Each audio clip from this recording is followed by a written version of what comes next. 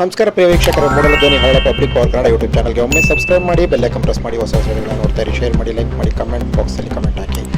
ಕೊಳ್ಳೇಗಾಲದಿಂದ ಹನೂರು ಮಾರ್ಗವಾಗಿ ರಾಮಾಪುರದಿಂದ ನಾಲ್ ರೋಡ್ ಮಾರ್ಗವಾಗಿ ಜಲ್ಲಿಪಳ್ಳಕ್ಕೆ ಹೋಗಬೇಕಾಗಿದೆ ಅಂತ ಬೆಳಗ್ಗೆ 9 ಗಂಟೆ ಬಿಟ್ಟಿದಂಥ KSRTC ಕೊಳ್ಳೇಗಾಲ ಡಿಪೋ ಸೇರಿದ KSRTC ಬಸ್ ಅಪಘಾತಕ್ಕೀಡಾಗಿದೆ. ತಾಂತ್ರಿಕ ಸಮಸ್ಯೆ ಅಂತ ಹೇಳಲಾಗ್ತಿದೆ.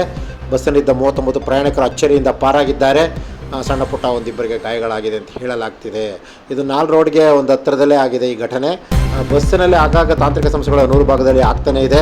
ಇದು ಶಾಗ್ಯಬಾಗ್ ಆಗ್ಬೋದು, ಓಡರ್ಪಳ್ಳಿ ಆಗ್ಬೋದು, ಪನ್ನಾಚಿ ಆಗ್ಬೋದು, ದಂಟಳ್ಳಿ ಆಗ್ಬೋದು, ಹೀಗೆ ಅನೇಕ ಕಡೆ ಮಾಟಳ್ಳಿ ನಾಲ್ ರೋಡ್ ಸೇರಿದಂತೆ ಅನೇಕ ಕಡೆ ಈ ಪ್ರಾಬ್ಲಮ್ಗಳು ಆಗ್ತಾನೇ ಇದೆ.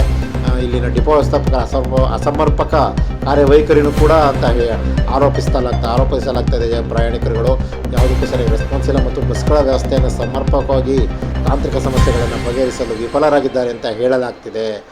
ಇದಕ್ಕೆ ಸಂಬಂಧಪಟ್ಟ ಹಿರಿಯ ಅಧಿಕಾರಿಗಳು ಈಗಲಾದರೂ ಗಮನಹರಿಸಿ ಮುಂದೆ ಆಗುವಂಥ ದೊಡ್ಡ ದೊಡ್ಡ ಅನಾಹುತಗಳನ್ನು ತಪ್ಪಿಸಬೇಕಾಗಿ ಮನವಿ ಮಾಡಿದ್ದಾರೆ.